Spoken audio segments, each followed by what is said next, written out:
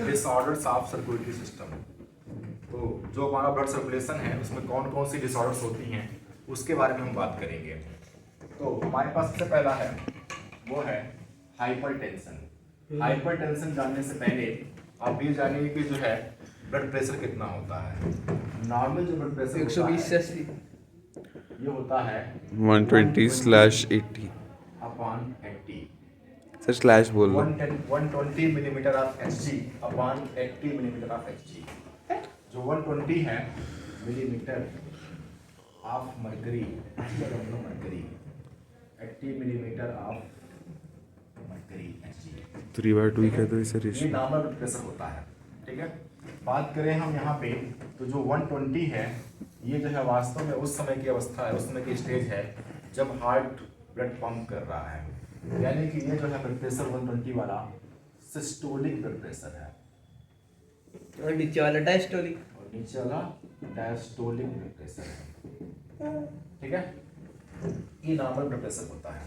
लेकिन अगर किसी पर्सन का ब्लड प्रेशर 140/90 mmHg आ रहा है हाई ब्लड प्रेशर तो इसको इसका मतलब इसको है हाई ब्लड प्रेशर, हाइपरटेंशन। उसका ब्लड प्रेशर अगर इतना आ रहा है तो हाइपरटेंशन है। हाइपरटेंशन इसका मतलब ये नहीं कि जो है किसी का भी आपने नापा और उसका 140/90 आ रहा है तो आपने बोल दिया हाइपरटेंशन हो गया। उसको हो सकता है गुस्से में हो वो, तो उस समय कुछ देर के लिए उसको ये कंडीशन है। हाइपरटेंशन जो है उसको तब बोलेंगे बीमारी है जब रिपीटेड चेकअप के बाद भी, आज चेक करवाया, कल चेक करवाया, परसों चेक करवाया, उसके बाद भी जो है उसका ब्लड प्रेशर 140/90 या इसके अबव पानी पीना मुझे। तो उसको बोलेंगे हम क्या, हाइपरटेंशन। अगर हाइपरटेंशन किसी को लगातार रहता है तो ऐसे केस में जो है अफेक्ट पड़ेगा उसके वाइटल ऑर्गन पे, हार्ट। और वाइटल ऑर्गन जैसे कि हार्ट पे तो असर पड़ेगा ही पड़ेगा, जैसे कि ब्रेन पे और किडनी पे। ब्रेन पे पड़ेगा। और क्या सर अगर किसी का कम हुआ तो ब्रेन में पड़ेंगे, ठीक है, मेरा तो कम ब्रेन और किडनी पे इसके असर पड़ेगा बहुत बुरा। ठीक है, अगर किसी पर्सन का ब्लड प्रेशर 100 और कम हो जाए, 110 से कम हो जाए और इधर 70 से कम हो जाए तो इसको बोलते हैं हाइपोटेंशन। यानी कि ब्लड का प्रेशर इतना कम हो गया है कि बॉडी के ऑर्गन्स को ब्लड मिल जा ही ही नहीं नहीं पा रहा है। वैसे केस में बॉडी के ऑर्गन्स, बॉडी के टिश्यूज की डेथ होने लगेगी, यस ऑर्गन फेल हो जाएंगे, ऑर्गन काम नहीं कर पाएंगे, उनके टिश्यू खत्म होने लगेंगे, सेल्स मरने लगेंगे, तो इंसान की वजह हो सकती है हाइपोटेंशन। ठीक है, अगली हम बात करें, हाँ ये और उससे भी ज़्यादा खतरनाक, हाइपरटेंशन ज़्यादा खतरनाक है हाइपोटेंशन। आगे हम बात करें तो अगला है वो है आपकी एनसीईआरटी में कौन सी कैड है ना, coronary artery disease. CAD, coronary artery disease, यानी कि नाम समझ में आ रहा है कि जो आर्टरी है यहाँ पे coronary artery, coronary artery blood supply करती है हार्ट की मसल्स को।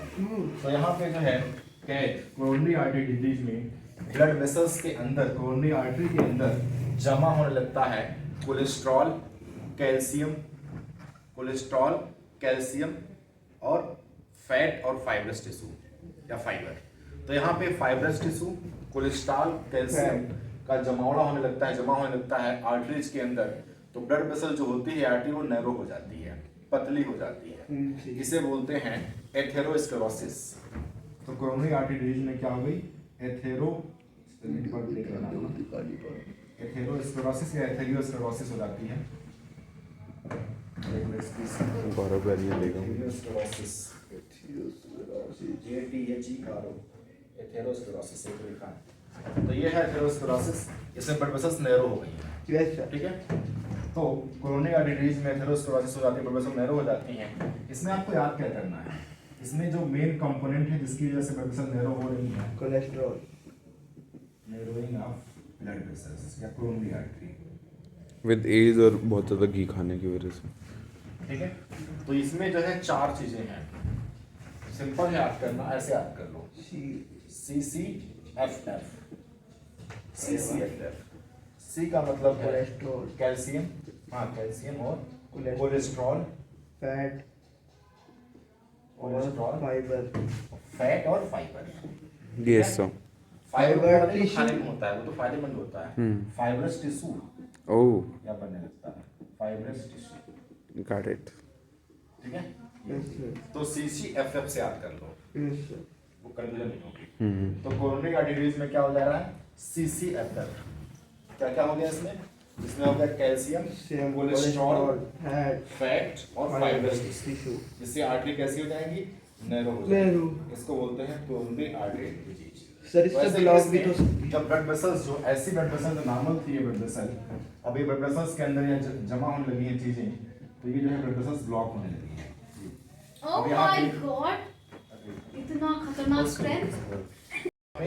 कि जो है ब्लड वेसल्स के अंदर ये जो है ब्लॉकेज होने लगी है।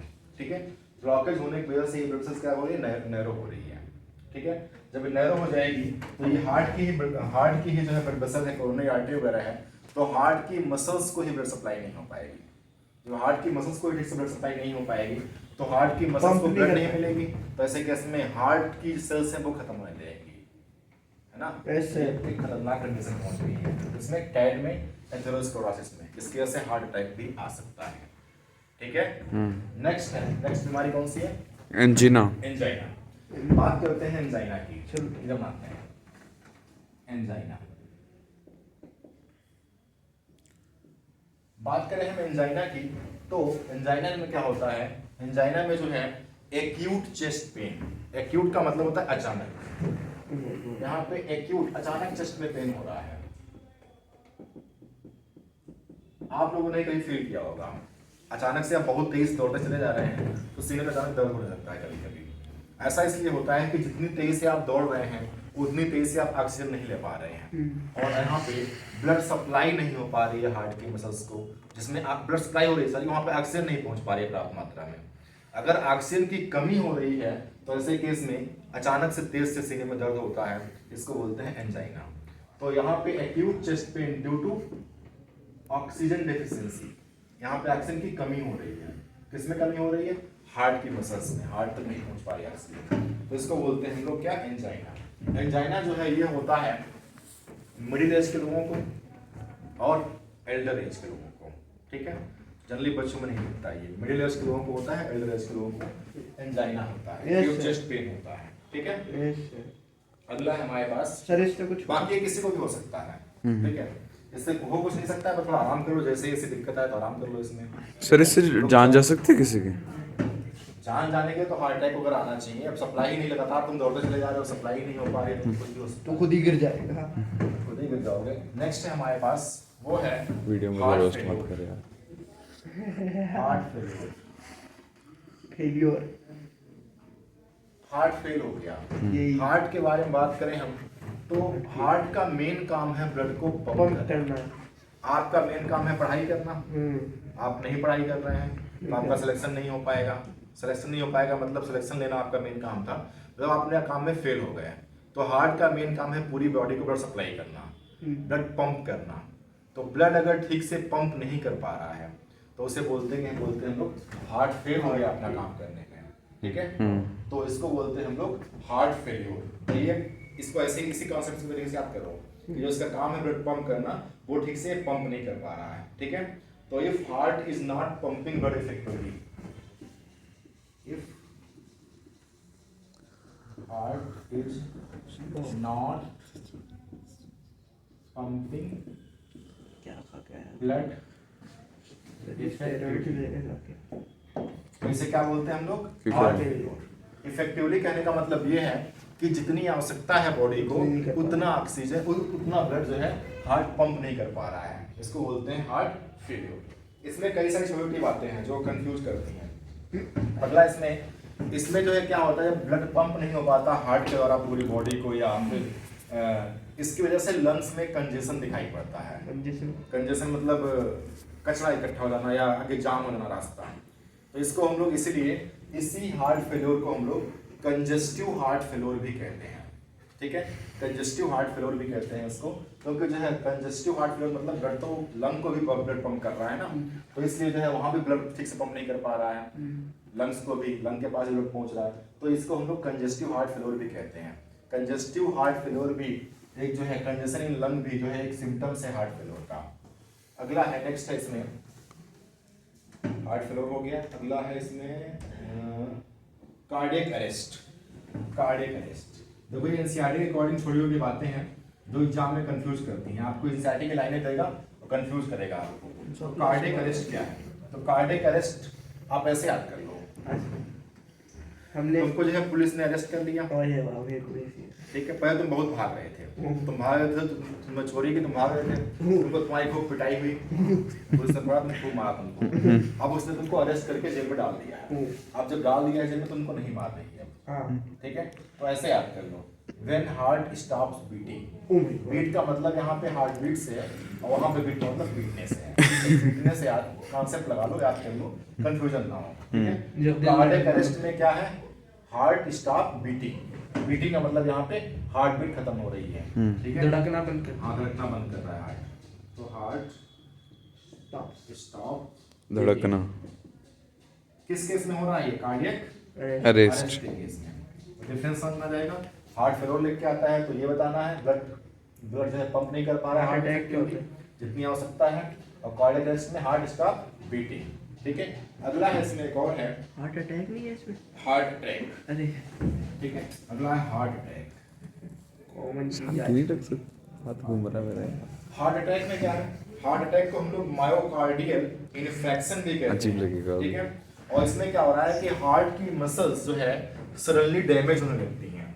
हार्ट की मसल्स सडनली अचानक डैमेज हो रही हैं क्योंकि हार्ट की मसल्स तक ब्लड पर्याप्त रूप से नहीं पहुंच रहा है। सीडी खास बात ये मेरे हाथ की एंजाइना मसल्स में तक ब्लड नहीं ऑक्सीजन पहुंच की रहा। कमी हो रही थी हार्ट की मसल्स तक, हाँ और यहाँ पे क्या हो रहा है? खून की ब्लड की खून की कमी हो रही है हार्ट की मसल्स तक, ठीक है। तो यहाँ हार्ट अटैक में क्या हो रहा है? इसमें जो है डैमेज हो रहे हैं, damaging of blood heart muscles heart muscle due to inadequate या अपर्याप्त सप्लाई।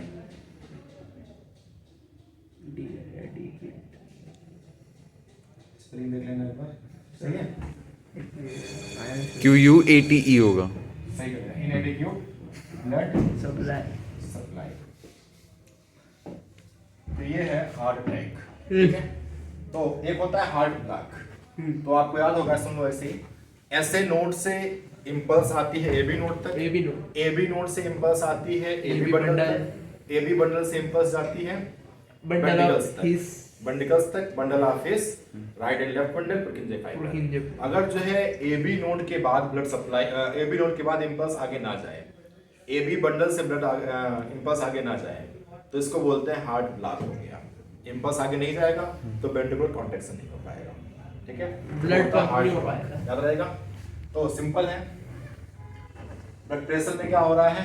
120/80 नॉर्मल है, 80 नॉर्मल। 140/90 से Hypertension। 140 से अबव या 90 से अबव इसके आसपास बना रहे तो हाइपरटेंशन। 110 या 70 से कम रहे हाइपोटेंशन। सी और CAD angina, acute chest pain due to oxygen supply in heart muscles. और हार्ट फेलोर में हार्ट जो है पंप नहीं कर पा रहा है ब्लड इफेक्टिवली जितनी आवश्यकता है, इसको कंजेस्टिव हार्ट फेलोर भी कहते हैं। Yes, sir. कार्डियक अरेस्ट में हार्ट स्टॉप बीटिंग, Yes. और हार्ट अटैक में Damage. Damaging of heart muscles due to inadequate blood supply. अपर्याप्त ब्लड सप्लाई की वजह से हार्ट मसल्स क्या हो रही है? डैमेज हो रही हैं। और यहाँ पे कैड में एथेरोस्क्लेरोसिस बोलते हैं इसको, इसमें नर्विंग ऑफ ब्लड प्रेशर हो जाती है, और इसको याद कर लो, इसमें CCFF, C calcium for calcium, C for cholesterol, F for fat, F for fibre tissue जमा हो जाता है ब्लड वेसल के अंदर, तो कोरोनरी आर्टरी के अंदर। वैसे केस में सर इससे एथेरोस्क्लेरोसिस। ब्लड की और इसकी वजह से क्या होगा? ब्लड की सप्लाई ठीक से नहीं हो पाएगी, ब्लॉक भी इसकी तो वजह से- सकती है। इसकी वजह से क्या हो सकता है? Heart attack. ठीक है, खत्म हो गया। सर इससे ब्लॉक भी तो हो सकती है। नोट कर लो इसको।